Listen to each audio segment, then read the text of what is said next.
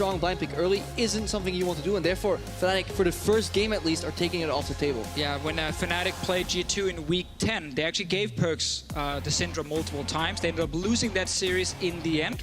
But they had some answers, like Echo was one of them. Won't really see it here due to Syndra being gone. And a big question coming into this series was, is G2 going to target out the comfort picks like the Shen and the Cannon, or are they going to put a lot of onus on the matchup for Broxah versus Strick and remove maybe an Elise, maybe the Lee Sin early on? Now, Broxah has his pick of the litter, so we will find out if what Amazing said is true. Can Broxah shape the jungle matchup in his favor with one of his comfort champions? Yeah, Fnatic is a team that relies a lot on the early game. So the fact they can get either Elise or Lee Sin is very good for them.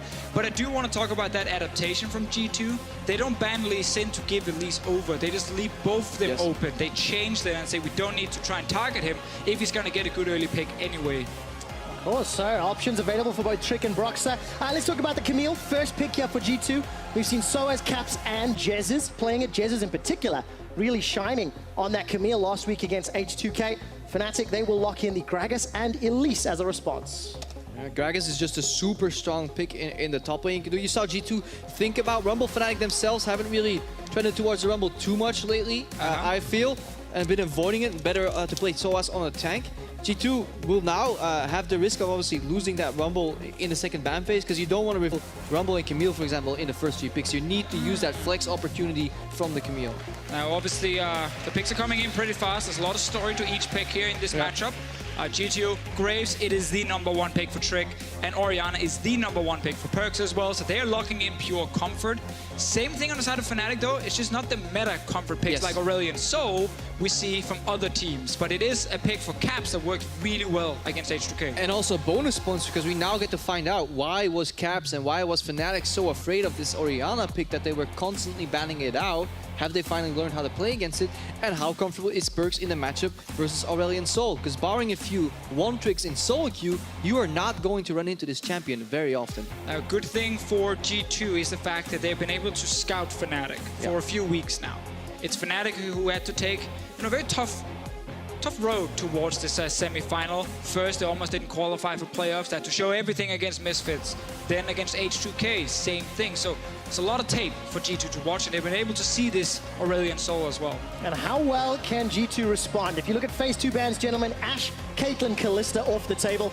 Thresh taken away as well. So Reckless and Sven, Ezreal is still up there. It's high priority in meta-wise. And in this marquee matchup of Sven versus Reckless, Denmark versus Sweden, you can also see that the styles they're banning out, it's such a polar opposite. You have Ashe, Caitlyn, Varus, the push, poke, lane bully AD carries that will get removed of Sven. And on the other side, you have the strong lane bullies in terms of trying to get solo kills in lane in the Thresh and the Kalista banned out by Sven. I think we're going to see Ezreal Karma.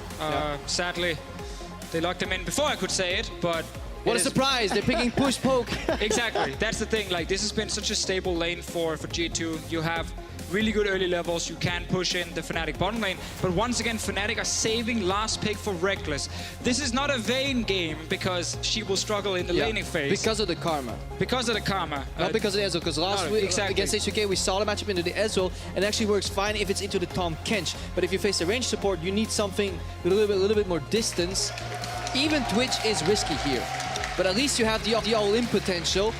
If you stack a few poison clouds on a target that gets snared, you can't stand and fight against that as easily on the side of G2, because you're just stacking poison upon yourself, and you're literally going to end up dying if you fight too long. And it's always important to highlight that Fnatic, they don't play 2v2 bot lane.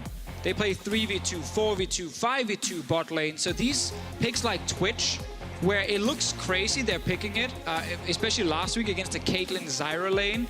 Yes. Because they call down the jungler, because the mid laner roams down, they pick these fighting lanes and they actually get out of them. And the attention is just so centered around bottom lane, because Caps' Aurelion Sol, remember who he did in the greater tough times. Like, he would just push out mid and constantly roam to side lanes, and they're not going to roam towards Soaz and expect. They're going to roam to the bottom lane. So Mithy and Sven, they only be ultra prepared and have a defensive posture to always account for a potential jungler. And that's going to creep into their minds. Even when Jezzes makes a mistake in lane, the first thing Mithy and Sven are going to do is assume that somebody is nearby to punish them. And of course, if they overcommit, maybe that's where Fnatic find their openings. Fnatic for the last 3 weeks have had phenomenal early games, and Absolutely, everybody's talking about the impact that Broxah could have. His Elise last week showed that he was not only a one-trick Lee Sin on this stage. Yep.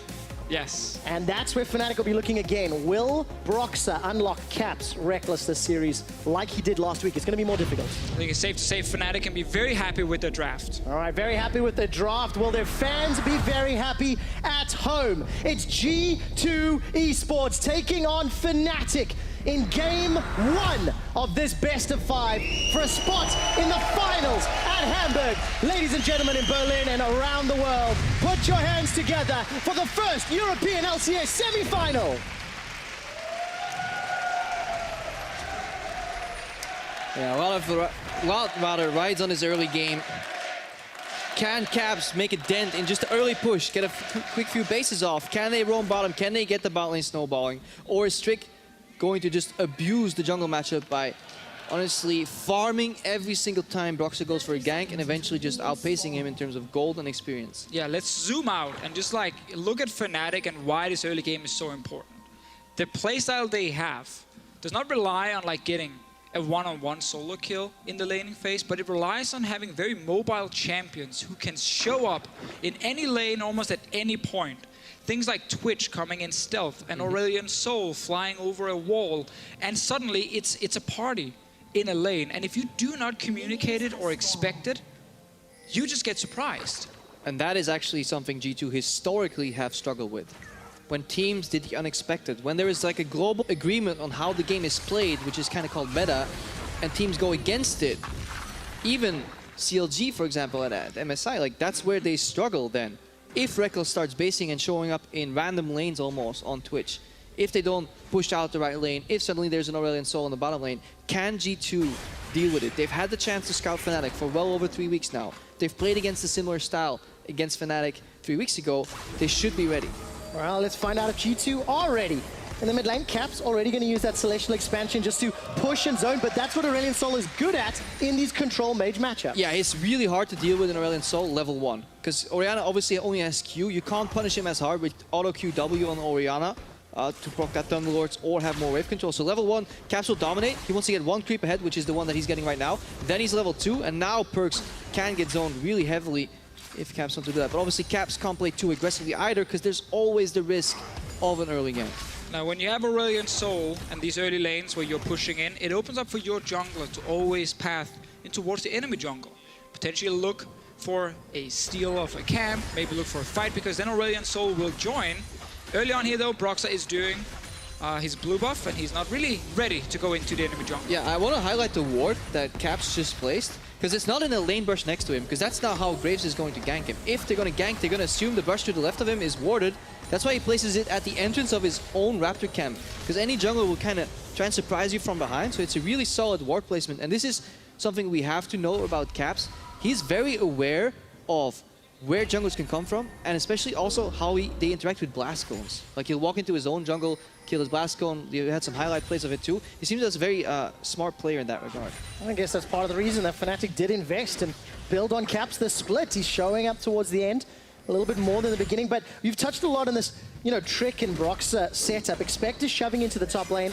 Broxah, if he wants to gank top, there is possibility, but look at his minimap placements. He's basically repelling over to the blast cone. If we can get the camera down on the Elise, just repelled over to it. But these two wards here on the bottom side from G2 are very, very well placed, because they will see either the invade into the jungle or the path down to the bottom lane. So Trick knows Broxah's on the way, and we'll spot him again. Broxah's in so much trouble. Gonna have to flash over the wall. Makes it. Here comes Sven. First blood for Sven, and he gets doubles. And this is a problem now when your play style has been the same for a few weeks, and you have really showed other teams that you want to play around the bottom lane. So G2 set up really good defensive vision, and they spotted this Elise as soon as she entered the jungle. Yeah, now this bot lane just breaks. I wonder if Fnatic is even returning to this lane or just goes for a swap on the map, because double buff Ezreal is so incredibly hard to deal with, because he basically gets a tier for free now built in that blue buff and a red buff where you can poke. Sven could technically go Sheen and try and just abuse the hell out of this matchup. That's the important thing to add. This dual lane from Fnatic is supposed to win through help from Broxah, but when G2 then spot him, find him here and kill him, it now means this Twitch lane is going to struggle even more, because it needs the jungle to help. And Broxah was trying to find out what was going on with the Raptors in G2's jungle, and he revealed himself on a ward. And you can't do that against a fast clearing jungler like Trick, because he was already done with his clear, and Graves is the one jungler that takes 0 damage in the jungle while clearing. He was already finished with all his camps. And Broxah took too greedy of a path. He wanted to gank and get vision, and he got punished for it by Trick. Fnatic in the last 2 weeks, every single game they won, they managed to snowball the early game very effectively, often through really good ganks from Broxah. Then Reckless would have the split pushing AD carry, he would be all over the map, and they would just make these really aggressive plays. This game, now they're down 500 gold, and the bot lane is obviously struggling, something we haven't seen in a while. I want to see how Fnatic bounces back. Yeah, especially when you look at the itemization, gents. Sven with Cull as well as Tier already. You mentioned Broxah and the impact he's had over the last few weeks. I actually want to take a look at some of his stats, specifically his jungle proximity in wins versus losses. And Broxah, up until the last 3 weeks, really was very active in lanes. You can see 40% jungle proximity, good kills plus assists at 15 minutes in their wins and losses. And it got even better in that BO5 against H2K. Yeah, Fnatic need him to have a mark on the early game for them to have a good game. So in those games where he gets a lot of ganks off, his team will repay it in kind by snowballing and then by ganking all these different lanes. But right now, Fnatic, they're under so much pressure. You could see Reckless was half HP in the bottom lane after 2 Qs from Sven. I mean, Broxah is strong enough to carry 4 members early game, and then later on the 4 members get together and carry him forward. And that's kind of the style they've been working for them, and why Lee's is such a good pick as well. Now, Caps is level 6. This means Aurelion Sol in a skirmish can be very, very deadly with the ulti. You can set up ganks with him as well. We haven't seen Caps really leave the mid lane. Yeah, but he pushed out, checked every single bush for a control ward, and then went back to the mid lane. Ooh, now Broxah's in this bush. Faces. Wow. Very, very close. Caps playing, again, very forward. Gonna get down a little bit of a stun onto Perks. Very good trade. And loses a little bit of HP on the back end. Here's the thing, though. The longer Perks and Caps just trade against each other in mid, the better it is for G2. Yes. G2 have the scaling mid laner who does not want to leave his lane. It's Aurelion Sol who needs to get around the map. Yeah, and look at what G2 is doing here. They're not attacking the opposing members directly, but they're attacking the strategy that Fnatic want to use. Caps walked into the river to check those 3 bushes for control wards. He walks out, and now the river is filled with a Scuttle Crab and a new control ward. He can never roam to bottom lane for free. I also want to highlight that whenever the Fnatic bottom lane recalls, Sven and Mithy, they just instant push bot lane. The reason they do this is because if Fnatic go for the lane swap, like we have seen a lot the last 2 weeks from them, then Fnatic will be pretty far behind on getting to that first tower, and G2 will take the tower first. Well, gentlemen, we're approaching 8 minutes into the game, and I think it feels like we've covered from the junglers down very well. What about Expect and Soaz in the top lane? There's Camille into Gragas. It's a farm lane for now. Is Expect just going to be trying to play on the side lane and maybe deal with some of the sideway pressure that Fnatic have proven to be very good at in the last few weeks? Yeah, in this particular case, though, it's not Fnatic drafting the classic 3 split pushers, where you have to be as strong as their strongest member. He will have to be careful in mid-game for Reckless and Soaz pairing up together and trying to lane gank. Exactly. That's the thing about Fnatic's combos we talked about earlier. It's about moving around the map, like fast. Sometimes unseen as well, yes. Like with the Twitch and Aurelion Sol, it's hard to ward against Aurelion Sol roams. So it's not about, as Mitch just highlighted there, Crepo just highlighted, the pure let's win in a side lane. It's push a side lane and then move. Go 5 members top lane, 5 members mid lane, surprise G2. It's hard to surprise people though if they can see you the entire time. Oh, Shockwave onto Caps. Just sending a message, but look at how many wards G2 have littered in the river there. Caps can't move without G2 really seeing everything. And what Perks does there is it's a really good trade against Aurelion Sol. You just do auto Q W, and then you just instantly ulti, because if he pops his, he expands his Celestial Reach, the W, you should know what it's called, it instantly snaps back, and then there's very little damage left to trade back. Really good trades onto Caps like that. Really good trades onto Reckless and Jesus. Yeah, they're suffering. This is the weakness of Twitch in general, and Zyra makes up for a lot of it if the lane stays even. But that early kill and double buffs really swung it into Ezreal's and Karma's favor, and if the balance starts tipping a little bit, it gets progressively worse over time. There's a reason we don't see a lot of Twitch around the world, because he can struggle so much in the laning phase. Fnatic obviously found ways around it, but not in this game, and that's due to G2's really strong early vision. Let's see if they can spot Broxah again. This time he's actually walking around a control ward. He's not noticed just yet, but if he goes bottom lane, They have wards. But there's also a beauty to this stubbornness from Fnatic, where they keep going back and back again to the bottom lane, and eventually they can surprise. He has to go to the blast cone now and hop off. Yeah, great move with the repel. Eventually, Fnatic can still make this 5-man bot lane party happen and surprise G2. That's why they always have to be on their toes. You asked earlier, Trevor, will Soaz be fighting Expect? No, Soaz is looking for a push into a teleport play bottom. That is the way Fnatic want to break open this matchup. It's very hard for Fnatic to actually take that bot lane fight at the moment, with Reckless always getting poked down a little bit. Now he's full HP, he's level 6, there might be an opening. But at the same time, if G2, they know that's the only play in the book, they should be ready. They should be ready, but Karma doesn't have any defensive steroids at level 6, right? She just gets a little bit stronger at what she already does, and that makes her a little weak. Now Caps gets poked out. Yeah, Caps took a lot of damage. Remember earlier, he used that ultimate just to clear the wave. Perks with an insta-cleanse, running for his life. Caps is going low. Exhaust onto Trick, under the tower. Then goes down! The exhaust from Caps just saved the day. A lot of nice plays, though. The little flash from Trick out. This was a high-level exchange here. Small moves suddenly mean a whole lot in a skirmish like this one. Trick likes to walk into the lane and assist when it comes to getting some damage on towers or pushing out the lane. They thought they had that kill on Caps. Bot lane, though, is now under pressure from Fnatic. Yeah, mid lane and bottom lane taking a ton of damage from G2. However, Soaz is doing well to push out Expect in the top lane. Here's a replay of that mid trade. What you definitely want to look for is Caps. He misses the stun, so now G2 to go on aggressive because it's about cooldown trading, right? But then Broxah comes in, Perks takes the cocoon on purpose. Reckless is stealthing. This is big though, 4 members bot lane. For the root, not gonna find anything. Stranglethorns is available for Jesus. Look at the damage from the spray and pray. Mithy goes down, double kill Fnatic. G2 eSports had everything under control. And then the mid lane fight happens where Caps and Broxah, they win the skirmish and instantly they return and they roam. But we've also seen greed from G2. Because Sven and Mithy went for an aggressive tower push because they knew both mid laners got chunked down and had to base, right? They knew the map was theirs for maybe 10 or 20 seconds. And they capitalized on that with a lot of damage. But then they got too comfortable in that bottom lane and they did not expect Fnatic to so aggressively go back to this bot lane play that we have been talking about. And that's exactly what Fnatic does. Even though you know their strategy, they're so good at just consistently keep trying for it. It's a game that fits both styles here. Fnatic always looking for the kills, and G2 eSports trying to play the control style. And now, yes, they lost 2 members, but they still have 2 towers, mid lane and bot lane, extremely low. That is a lot of gold waiting for G2. Yep. And the answer for Fnatic is to try and get another fight before G2 gets to those turrets. They're sending Reckless to a potential mid lane gank, but you saw how Perks was pulling back, right? Until he knows where Reckless is. He knows Twitch is missing, I do not extend in lane. Because if Perks dies, he loses his mid lane turret.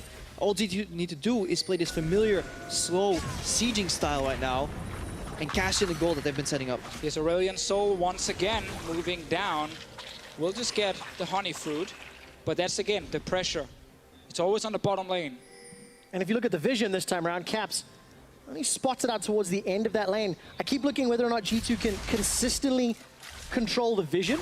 That's how they don't get surprised, really, against the style of play where Fnatic just want to gank multiple lanes. But it's super fascinating how all these events worked in together. You have that fantastic combination of plays there early on. Maybe another one right here. Broxah getting poked out. Good cocoon onto Mithy. Here comes Perk. Shockwave is available to him. Sends Command Protect onto Trick.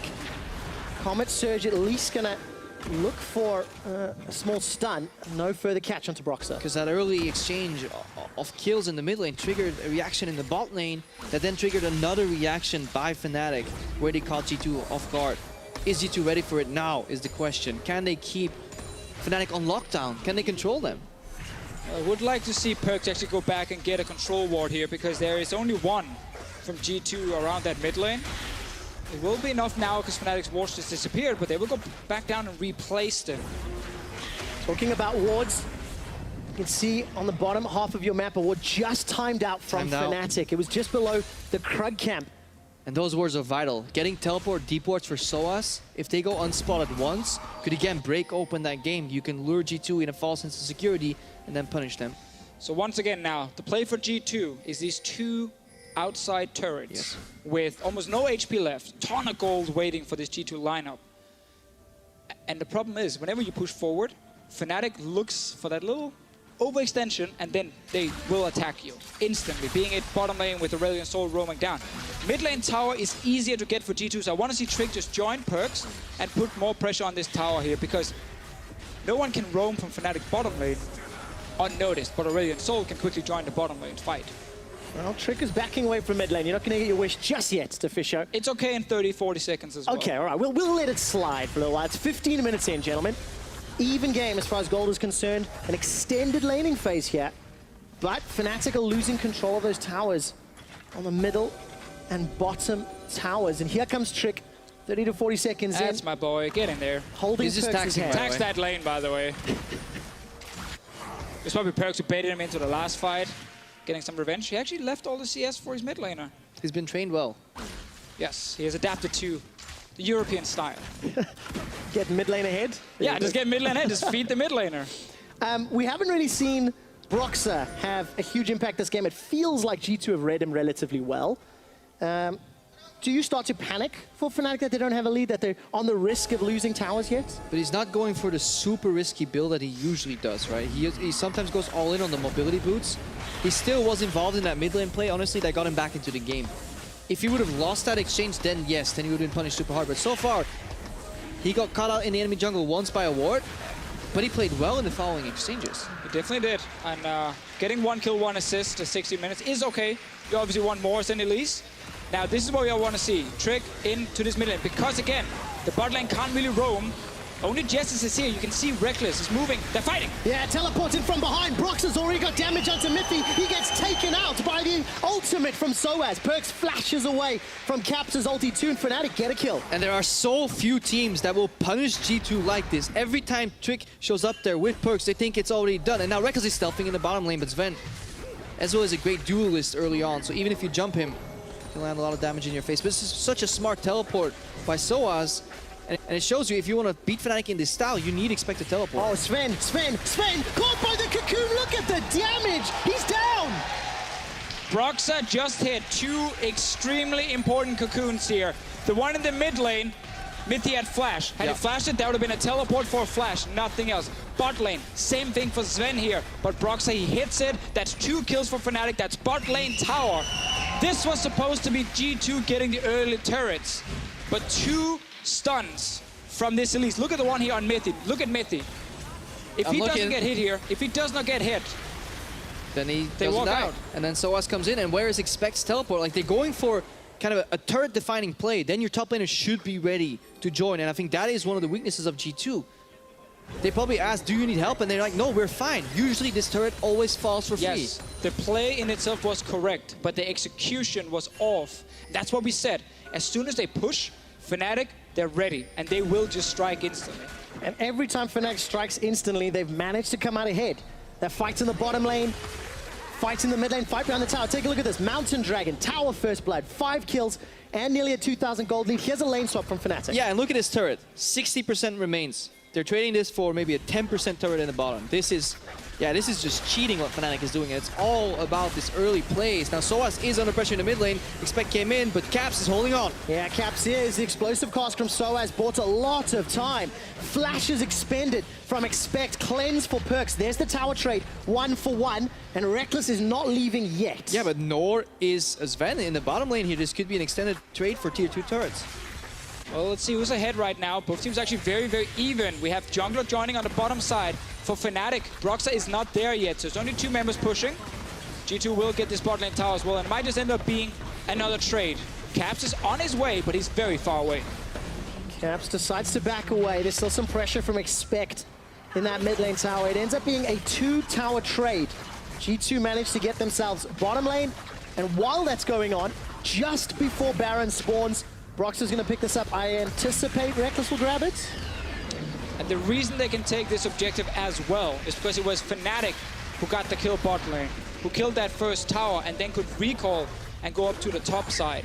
So they were slightly ahead, and that Broxah, obviously not having to go to the tower, could just go straight for Rift Herald. And he's also playing Elise who can solo the Herald, because you can pop your spiders, turn it around, and pop the eye yourself. If you have to solo Herald as one person, it's almost impossible unless you have things like Shaco boxes, Shaco clones, or Elise spiderlings to turn that bad boy around and then poke him in the eye.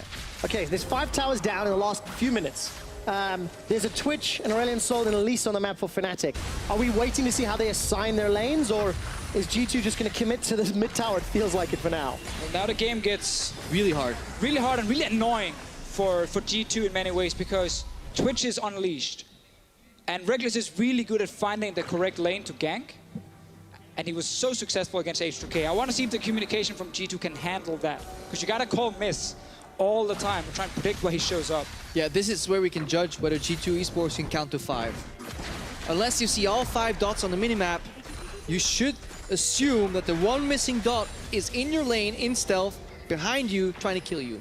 Because that is how Fnatic in the mid game generate so many advantages. I find it so interesting that you look at G2 eSports, you look at Sven and Mithi, 2 of the best players in Europe, if you look at the history as well of the European LCS. And then in a series like this, on stage, when it really matters, they get both hit by CC with flashes up, and it cost them bot tower to push in mid lane. It cost them so much that Broxah hit 2 cocoons. And it set up the snowball for Fnatic. And it's not even Broxah hitting them, it's Broxah showing up in positions where G2 do not expect him to. That is also like, they're so used to playing conventional League of Legends. Like, why is this Aurelion Sol here all of a sudden? Sven is probably thinking, with the GLP, he's not used to playing against this, and Caps may get a kill. And he does. Caps made that look easy. Remember when we said that Fnatic's comp is not about like this pure split push style, it's about being mobile, it's about constantly showing up in lanes. Oh, look at this! Perks is shut down, Mithi follows, Fnatic are looking at tower number 4. Hell, they might even get more. It's honestly beautiful to see Fnatic come in with a new style. They're not bound to the meta, they're not meta slaves. And they're breaking up. G2 knew about this. For 3 weeks, they've seen this Fnatic play exactly like this. And they are still crumbling. All Fnatic needed to do was take the leash off. Go full animal style. Embrace the mayhem. They have a 22-minute Baron, 7 kills up, 7,000 gold nearly. And it all comes from these plays. If you do not see all 5 members on the minimap, Assume they're coming for you. exactly. Caps walking from base, Sven obviously not expecting an Aurelion Sol over the wall. And this is just a great ulti from Soaz into multiple Fnatic members, and it's such a good setup. They need a small advantage on the side of Fnatic, and they just punish G2 instantly. And these guys, they don't randomly show up in their lanes, because we're looking at it, but the way they generate these advantages is that they push up a side lane and then disappear. Soaz pushed in that bottom lane, Expect was dealing with it, then Soaz walks all the way around, shows up mid lane. And now with Nashor, this style is even more rapid. They can push more lanes much easier, much faster. And I know the Fnatic players call it animal style, but this has actually just been very good macro. Yes. From Fnatic. Like the setups they have with the pushing lanes into then roaming, understanding where to go, Caps with the kill up in top lane. Broxah responding when his towers were under pressure on Elise. That's just good understanding of where to be on the map. And they've been the best team in this game. And if we step back, that style, it didn't start with H2K, right? We mentioned it very lightly earlier, but this is now 3 weeks of consistent, I'm going to use the word animal style, but I don't like it, but Fnatic style, where they've been refining it, practicing, embracing it, and it looked the best against H2K, and they're doing it again against G2. Exactly. A lot of people thought that the hype came just from the 3-0. But as you said, it started way earlier, which is why we can say it is a legit play style for Fnatic, and not just a one-off. And it's incredibly hard to play against this, especially if you're a team like G2, who throughout the season forces teams to play the same style that they do, but worse. This will come across as chaotic. And we've joked about chaos style for the Unicorns in the past, so I don't really want to use that word. But they're constantly switching things up. All right, Perks is going to get away with the cleanse. Trick is knocked back by Soaz. The tower seems to be the focus for Reckless. Perks is down. A voice of light sends him packing. True shot barrage tags Soaz and Caps on the way out as Fnatic knock over their 6th tower. There's nothing left in the lanes. And Perks look safe. How often do you play against Aurelion Sol, where he can literally blast you from what seems to be 2,000 range with that ultimate? That's exactly what they're doing. They're playing these champions that they're not used to playing against, in styles that you're not used to playing against. That only works in solo queue, where you think, if they do this against my team, it is not going to work. Oh, let's give some praise to Soaz on this Gragas here. Some very good engages, and then it's the Caps show all of a sudden on Aurelion Sol. Perks flashing what he thought was away, out of range, but obviously Aurelion Soul ulti will always get you in the very end. And Sven, he's been a teamfight AD carry that outputs so much damage in teamfights. He arrived at the show when it was already over because he had to catch that wave that SOAS pushed in the top lane. I mean, let's just talk about the fact that the matchup to watch was Sven versus Reckless. In this game, it's not been about Sven or Reckless. It's been about Broxah, Caps, SOAS on the side of Fnatic. Yes, they played it around the bottom lane, but it started in the mid lane. It was in the mid lane they got an advantage and then moved that down to the bottom lane. Well, how do Fnatic adapt now? They got a 10,000 gold lead. They need to break over those last towers. Safe until the next Baron, or try catch G2 out of position. I mean, is G2 going to be out of position? They seem to be pretty turtled up here. Fnatic, they're still playing with respect though. They are not face-checking random brushes here. Respect, looking to engage. Waiting to see if he threw the ultimatum down, but found no targets. That's why the whole animal style that Finley himself said, by the way, is so unfortunate of a name. Hang on, Sven. All right, gonna trade damage. Reckless losing out on this one. Blade of the Ruin King comes down, spray and pray. Sven is gone. Reckless wins the fight. Redemption heals up Fnatic's remaining members, and Caps is roaming from mid. It's such an unfortunate name because this is such a beautiful, well-executed style that requires constant communication and honestly being in synergy with each other. Because if one guy missteps and goes for an aggressive pickoff and you're not there to help him, he just dies. Well, Fnatic gonna look for the engage. Look at Trick. He's bounced all the way backwards. He gets dropped as Broxah repels into the air, buying as much time as possible. Flashes out to safety. The inhibitor tower falls. G2's base is broken open. SOAS still holding on to that GA, and he's gonna have the support of Caps. Voice of Light yells, "You are dead." The inhibitor goes down. Expect gets eaten by a body slam. Fnatic are making this look flawless. And coming into this series They've stunned here. my color casters. I was just No, waiting. we were taking a small break. We were chilling. The fight is over, Trevor. Here's a replay. We can talk about that. Crepo, what do you want to say? Yeah, that if you don't kill Twitch immediately, don't try to run away from him. Stay in the fight because 1-0 Sweden so far. he hurts. Reckless taking down Sven here. Obviously, one guy had all the towers and Infernal Drake and And stuff. two items. But it seems like Reckless every week is trying to find a new AD carry that they can build. Blade of the Ruin King. Runons. I mean, that's almost every AD carry in the world right now. We Yeah. saw Jinx earlier today. Also played with Rune King Rush. So forces people to hit wards. exactly. It feels like as long as you can build Blade the Rune King. I But like that it's one. the frozen mallet though that matters. That's where Reckless goes off a little bit different. That's his unique one. That's the unique one. Very unique. But it's interesting with the Frozen Mallet. He clearly feels he has enough damage already, and getting that slow plus extra HP does help him a bit. Here comes Caps and Reckless. Thank you for the vision toggles. Reckless not spotted out by G2 as they're pushing down the lane, but you can be safe to assume he's there. And Caps right now is just really annoying. Like this guy, you want to walk up to him, but you constantly get smacked in your face with these little 3 spinning orbs. And then you try to step into him, and then he slows you with Rylai's, with the GLP. He trades mana and health based on damage taken and given. It's super annoying to play against Aurelion Sol. Well, they're going to try and kill him. Aurelion Sol is locked inside the ultimatum. Trick and Miffy are getting hammered on from the backline though. Sven keeps throwing out those mystic shots, and Fnatic, they get engaged on, but they get the kill. And I'm just going to say it. This is exactly like watching G2, the very first game at Worlds against CLG. We're coming into a G2, we're like, okay, we are the top team. We should play the standard game of League of Legends, and it should be enough to beat whatever cheese or animal style the other team brings to the table. And then a few things in the early game Go wrong. go wrong, and suddenly they just fall so far behind, and their composition breaks down. It seems like, you know, Camille's not even been in this game. Because they keep reacting in the standard way against a team that is just simply not playing super standard. Like they went for a group siege in the mid lane, they weren't surprised for Fnatic to push back. Now Trick's getting caught out. He is indeed. Spray and pray should send him packing. Shockwave onto Reckless, takes a lot of damage. He's gonna potentially catch Perks, just runs out of ultimate. Caps doesn't have that Voice of Light, I believe. He decides to hold on to it. Look at this. Inhibitor tower now being focused down. No defense from G2. They're at a numbers disadvantage. There's a Baron available to them as well if Fnatic want to peel away. It's 14-1 in kills. G2 eSports in 29 minutes picked up 1 single kill. And that's on Sven. Nothing else. They've really not been in this game for the last 10, 12 minutes because Fnatic have just been snowballing it perfectly. We were talking about Sven versus Reckless, and in terms of kill participation, I think Sven is definitely pulling ahead here. 100%. Thanks for taking my line. I'll go with that one. First blood as well. That's the only positive G2 will find in this game here. Now they're forced to face it constantly because Fnatic is playing better around this Nashor with Vision Denial. I mean, a few more things to add as well here. G2 eSports, they picked blue side for the first game. They went with this first pick Camille. Mithy's in the pit, by the way. I don't know how he got there. Why is he in there? Oh, they got the dragon at least. Did he get blast coned in? Yes, he must have.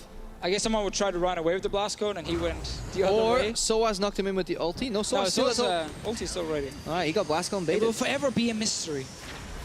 Who was it? I think it was Caps in the kitchen with the blast cone. I like that. Pluto reference. Fnatic now with Baron. I mean, this is just beautiful. And for G2, now they have another game of experience against the style. Remember, G2 played against this Fnatic in week 10 and almost lost that series. Yes. And now Fnatic will have side selection going to game 2. It feels like a matter of time before they knock over this Nexus. Look how aggressively Soaz is playing. G2 also spent the last 2 weeks watching this Fnatic style, preparing for this Fnatic style, coming up with a draft for this Fnatic style. And then G2 eSports still got caught with their pants down, which is really a bad thing if you're G2 eSports. It's really hard to break habits. Like when they're sieging mid, they think it's free.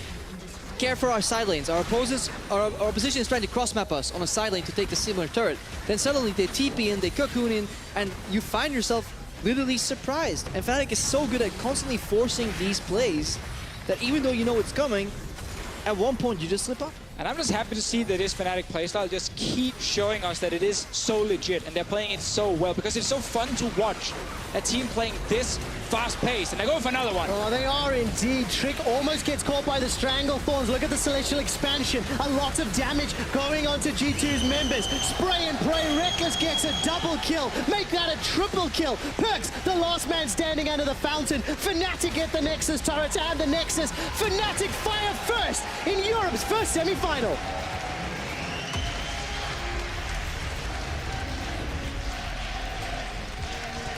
The crowd chanting Fnatic after a flawless mid-game. As soon as Broxah unlocked some of those plays, that snowball drowned G2's hopes. The correct play from G2, but it backfired due to Elise landing Cocoon mid lane, Cocoon bot lane. That was kills, towers, the map was wide open, and then Caps took over. I think there isn't a better way to start the series than this game. Because Fnatic, they still rely on some key picks and some key moments in the game to break it open. Because let's not forget, there were 2 turrets that were virtually knocked over, which would propel G2 forward into an open map with 3,000 gold advantage. If you give them that, they can usually kind of start macroing their way out and give a clean victory where you think, oh, Fnatic, what were you thinking? But now, it worked. Caps with the outplay.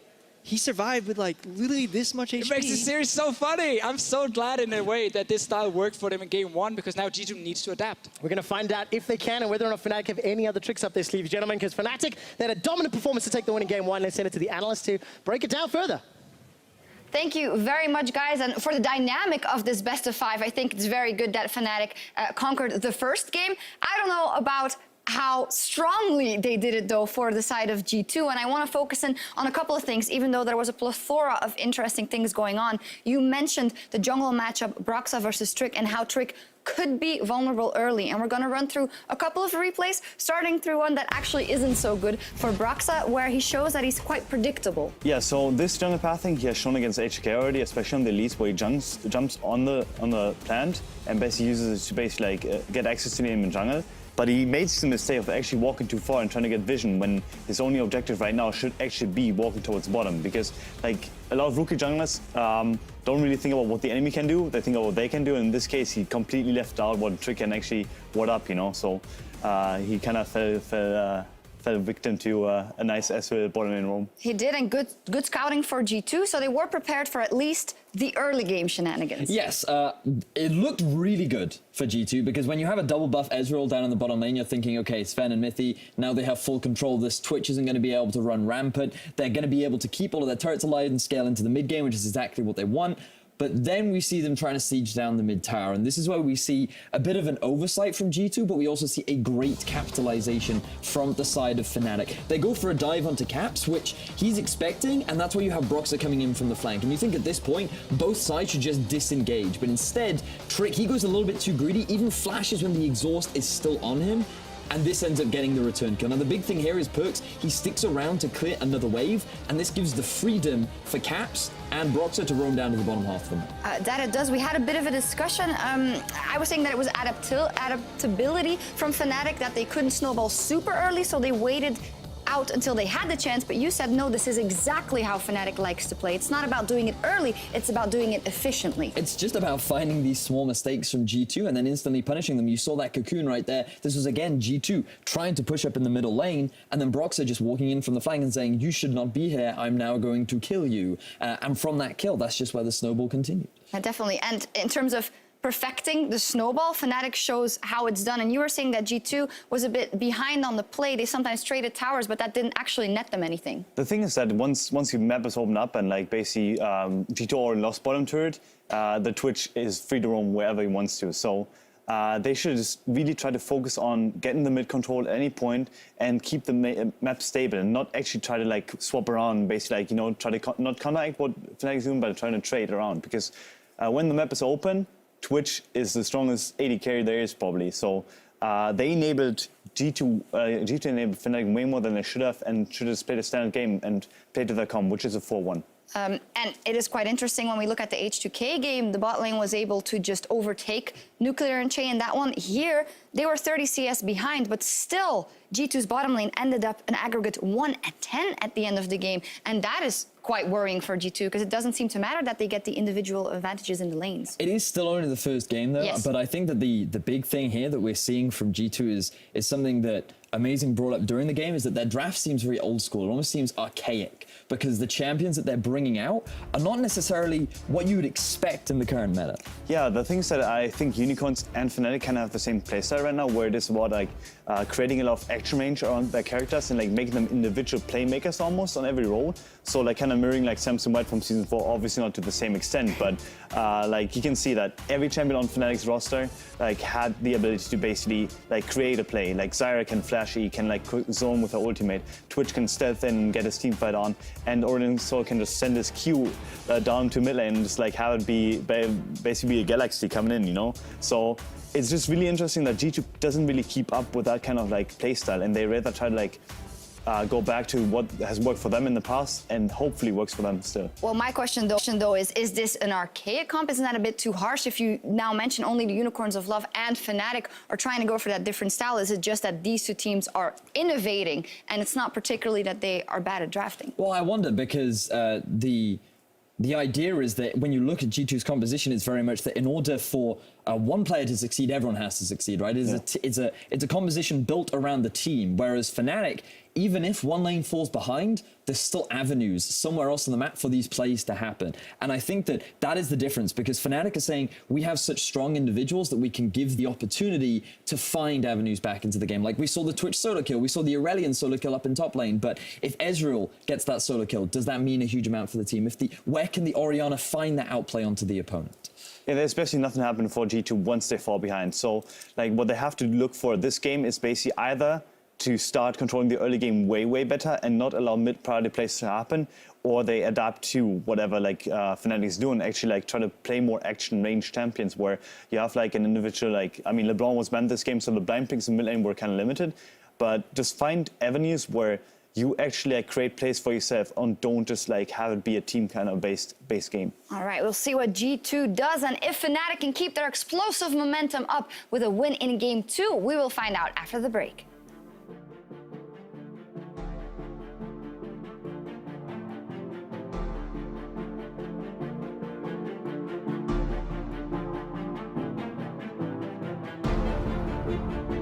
Today we can show them that gods do not bleed.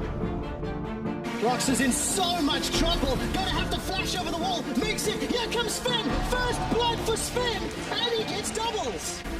Flashes. You died? Got him. Nice. Nice. Well played. Nice space though.